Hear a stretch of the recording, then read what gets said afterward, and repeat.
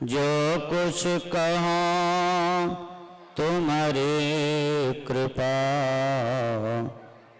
मोते कछु न बसा। परमाराध्य गुरुदेव के पावन पाद पद्मों में शतकोटि नमन। स्वनिवास में विराजमान संत मत के वर्तमान आचार्य के जुगल चरणारविंद में सत सत नमन। इस व्यासपीठ में विराजमान पूज्य सभी संत महात्मा गुरुजनों के चरणारविंद में सत सत नमन।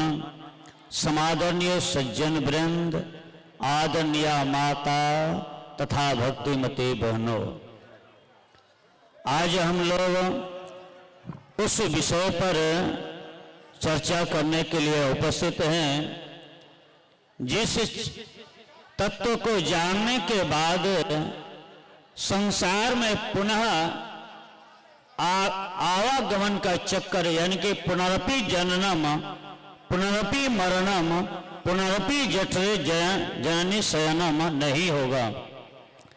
इसलिए आज का विषय को समझना बहुत ही जरूरी है। आज का क्या विषय है? भगवान श्री कृष्ण कहते हैं भूतों को पूजने वाला भूत के पास जाता है, प्रेतों के पूजक प्रेत के पास जाता है, गंधर्वों के पूजने वाला गंधर्व के पास जाता है। अब भगवान श्री कृष्ण कहते हैं मुझे पूजने वाला मेरे पास आता है। तो विचारणीय यह है हम संसार में किनकी भक्ति करते हैं, किनकी पूजा करते हैं, उसको समझ लेना बहुत जरूरी है। इसलिए भगवान श्री कृष्ण हमारे संत कबीर साहब कहते हैं वह परमात्मा कैसे हैं? एक ईश्वर को पूजने योग्य है, एक परमात्मा को ही पूजने योग्य है, क्योंकि परमात्मा का हम अभिन्न अंश हैं। इसलिए वह परमात्मा का निवास कहाँ है, कैसे हैं? भगवान श्री राम कहते हैं और हमारा संत कबीर साहब कहते हैं वह परमात्मा कैसे हैं? तो कहा कि बड़ाते बड़ा छोटे छोटा में ही ते सब लेखा, सबके मध्य निरंतर साए दृष्टि से देखा। गोस्वामी श्री तुलसीदास जी महाराज कहते हैं व्यापक व्याप्य अखंड अनंता, अखिल अमोघ शक्ति भगवंता। वह परमात्मा बड़ा से बड़ा है और छोटे छोटा है। बड़ा कितना है? वह संसार में, सारे संसार में व्याप्त करके संसार के कितना बाहर है ये कहना मुश्किल है। वह परमात्मा बड़ा से बड़ा है, छोटे छोटा मेही ते सब लेखा। मेही का अर्थ होता है महीन, बहुत छोटा। वह परमात्मा इतना छोटा है, हम लोग कभी कभी बीमार पड़ते हैं तो जाते हैं कहाँ? डॉक्टर के पास जाते हैं और इलाज कराते हैं। डॉक्टर साहब क्या करते हैं? एक शरीर से एक बूंद खून लेते हैं और शरीर में से खून लेकर के 2 शीशा में रगड़ देते हैं। उसके बाद उसको लेबोरेटरी में ले जाते हैं तो देखते हैं कि उसके अंदर में वह देखते हैं कैसा है। तो कहा कि वह देखते हैं छोटे छोटे खून के बूंद के अंदर में हजारों लाखों कीड़ा होते हैं। उसके अंदर में भी शरीर धारण करने वाले कीड़ों के शरीरों के अंदर में रहने वाले वह परमात्मा कैसा है? तो कहा कि वह अति सूक्ष्म है, यह आंखों से देखा नहीं जाता है। उस आत्मा को जानने के बाद, इतना सूक्ष्म इतना महीन आत्मा को जानने के बाद जीव का परम कल्याण होता है। इसलिए संत लोग कहते हैं वह कितना महीन बनना पड़ेगा। इसलिए हमारे गोस्वामी श्री तुलसीदास जी महाराज कहते हैं ईश्वर अंश जीव अविनाशी, चेतन अमल सहज सुख राशि। हम किनका अंश है? तो कहे अभिन्न अंश किसका है? वो परम पिता परमात्मा का अभिन्न अंश है। जब तक उस परम पिता परमात्मा को प्राप्त नहीं करेंगे तब तक जीव का देहिक ताप, दैविक ताप, भौतिक ताप मिट नहीं सकता है। या जीव का दुखी अवस्था समाप्त कब होगा? जब उस परम पिता परमात्मा को जान लेंगे तब।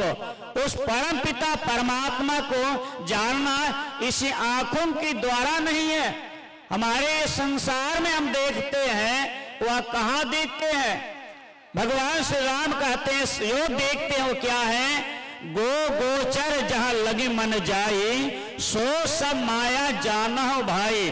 जितना संसार में हम देखते हैं वह क्या है? माया ही माया है। इसलिए कहते हैं राम निरंजन न्यारा रे, सकल अंजन पसारा रे। यह संसार में पसरी हुई है ये इंद्रियों, 14 इंद्रियों के द्वारा जो हम देखते हैं वह केवल माया ही माया है, परमात्मा नहीं है।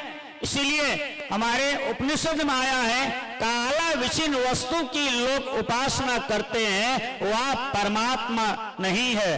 काला विचिन वस्तु मतलब ये संसार में हम देखते हैं किसकी पूजा करते हैं? तो कहा कि लोहा का बना हुआ या मिट्टी की बनी हुई या लकड़ी की बनी हुई मूर्तियों की पूजा करते हैं। वह परमात्मा नहीं है। वह मूर्तियों के अंदर में वास करने वाला सूक्ष्म आत्मा वह सब जगह है। इसलिए गुरुदेव कहते हैं वह परमात्मा कैसे है? तो कहा कि जिंदों में रहा करना जिंदा कहा था, मुर्दों में रहा करना मुर्दा कहा था, और सिद्धों में रहा करना सिद्धा कहा था। सभी के परे जो परम आत्मा है सोई आत्मा है, सोई आत्मा है।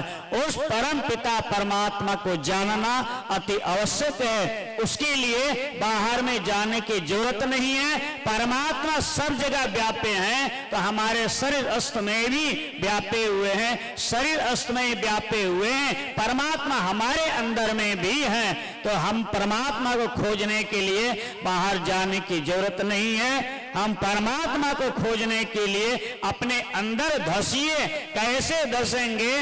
तो कहा कि इसी जहां पर नियुक्त रखी गई है जगह, उस रास्ते में प्रवेश करेंगे और तब जाकर के परमात्मा मिल सकते हैं। इसीलिए संतों ने कहा कि बाहर जो घूमता है, बाहर जो भ्रमण करता है, केवल भटकन में ही रहेंगे, लेकिन भीतर में प्रवेश करते हैं, यथार्थ ईश्वर के पास जाते हैं, परमात्मा के पास जाते हैं। सारे शरीरों को छेदन करते हुए अपने जब सारे आवरणों से आवृत हैं हम, उससे हम निकल जाते हैं, पार कर जाते हैं, सभी आवरण को तोड़ देते हैं, तब जाकर परम पिता परमात्मा मिलेंगे। तब आइए हम लोग उस परम पिता परमात्मा को जानने के लिए इस व्यासपीठ में विद्वान संत महात्मा हैं, उनके मुखारविंद से भी हम लोग अधिक से अधिक श्रवण करेंगे ताकि हमारा जीवन कल्याण मंगलमय हो। बोलिए प्रेम से श्री सद्गुरु महाराज की जय।